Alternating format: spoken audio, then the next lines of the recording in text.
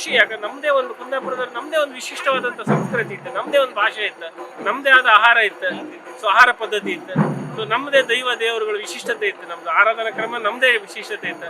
ನಾವೇ ಒಂದು ಜಗತ್ತಲ್ಲೇ ನಾವೊಂದು ವಿಶಿಷ್ಟ ಜನ, ಅದನ್ನು ನಾವು ಗುರುತಿಸ್ಕೊಂಡಿದ್ದೀವಿ, ನಾವು ಒಟ್ಟಿಗೆ ಸೇರಿದ್ದೀವಿ. ಈ ಒಂದು ಪ್ರತಿಷ್ಠಾನದ ಬಗ್ಗೆ, ಈ ಪ್ರತಿಷ್ಠಾನದಿಂದ ಆಗಿರೋ ಹಲವಾರು ಕೆಲಸಗಳ ಬಗ್ಗೆ ಕುಂದಾಪುರ ಕನ್ನಡ ಪ್ರತಿಷ್ಠಾನ, ಕುಂದಾಪುರ ಕನ್ನಡ ಭಾಷೆ ಏನಿದೆ, ಈ ಭಾಷೆ ಉಳಿವಿಗಾಗಿ ಪ್ರಯತ್ನ ಮಾಡ್ತಿದ್ದಾರೆ.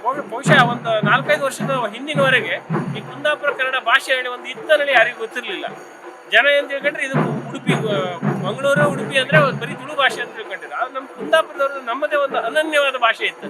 ನಮ್ಮ ಭಾಷೆ ಕುಂದಾಪುರ ಕನ್ನಡ ಭಾಷೆ, ಕನ್ನಡ ಭಾಷೆ ಒಂದು ಅದರದ್ದೇ ಒಂದು ವಿಭಾಗ ಆದರೂ ಸಹ ಭಾಷೆ ಎಷ್ಟೊಂದು ವೈಶಿಷ್ಟ್ಯತೆ ಮತ್ತು ಎಷ್ಟೊಂದು ನ್ಯಾಚುರಲ್ ಆದಂಥ ಶಕ್ತಿ ಇದೆ ಅಂತಂದರೆ, ಅದರಲ್ಲಿ ಬಂದು ಎಷ್ಟೊಂದು ಶಬ್ದಗಳಿಗೆ ಪರ್ಯಾಯ ಪದಗಳಿಲ್ಲ, ಇಂಗ್ಲೀಷಲ್ಲೇ ಆಗಲಿ ಕನ್ನಡದಲ್ಲೇ ಆಗಲಿ.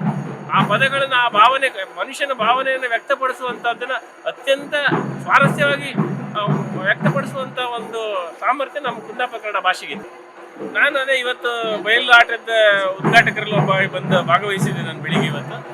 ಅದರಲ್ಲಿ ಹಣಿಬಂಡಿ ಓಡಿಸೋದು, ಹೊಂಗಿ ರಾಶಿಗೆ ಗುಡ್ಡಿ ಮಾಡೋದು, ಈ ಥರ ಬೇರೆ ಬೇರೆ ಆಟಗಳು, ಅದು ನಮ್ಮಲ್ಲಿ ಮಾತ್ರ ಸಿಗೋದು ಸಹಜ ಆ ಥರ ಆಟಗಳು.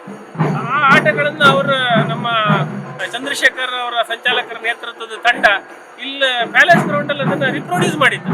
ನಾವೆಲ್ಲ ಅದನ್ನು ಆಟ ಆಡಿದ್ದಾರೆ. ನಮ್ಮ ಮಕ್ಕಳಿಗೆ, ನಮ್ಮ ನೆಕ್ಸ್ಟ್ ಜನ್ರೇಷನ್ ಇದು ಗೊತ್ತಿಲ್ಲ, ಅವರಿಗೆ ಇದು ಗೊತ್ತು ಮಾಡೋಕ್ಕೆ ಈ ಕುಂದಾಪುರ ಕನ್ನಡ ಪ್ರತಿಷ್ಠಾನದಲ್ಲಿ ಮಾಡಿ ಕೆಲಸ ಮಾಡ್ತಾ ಇದ್ದಾರೆ. ಹಗಲು ರಾತ್ರಿ ಅವರು ಕೆಲಸ ಮಾಡಿ ಇದನ್ನೊಂದು ಯಶಸ್ವಿ ಮಾಡ್ತಾ ಇದ್ದಾರೆ. ಅವ್ರಿಗೆ ಎಷ್ಟು ಅಭಿನಂದನೆ ಹೇಳಿದ್ರು ಸಾಕತ್ತಿಲ್ಲ. ನಮಗೂ ತುಂಬಾ ಹೆಮ್ಮೆ ಇದೆ ಸರ್ ಕುಂದಾಪುರ ಕನ್ನಡ ಪ್ರತಿಷ್ಠಾನದ ಬಗ್ಗೆ. ಹಾಗೆ ನಾವು ಈ ಸಭೆಯಲ್ಲಿ ಪಾಲ್ಗೊಳ್ಳೋದಕ್ಕೆ ಧನ್ಯವಾದ. Thank you. ನಮಸ್ಕಾರ.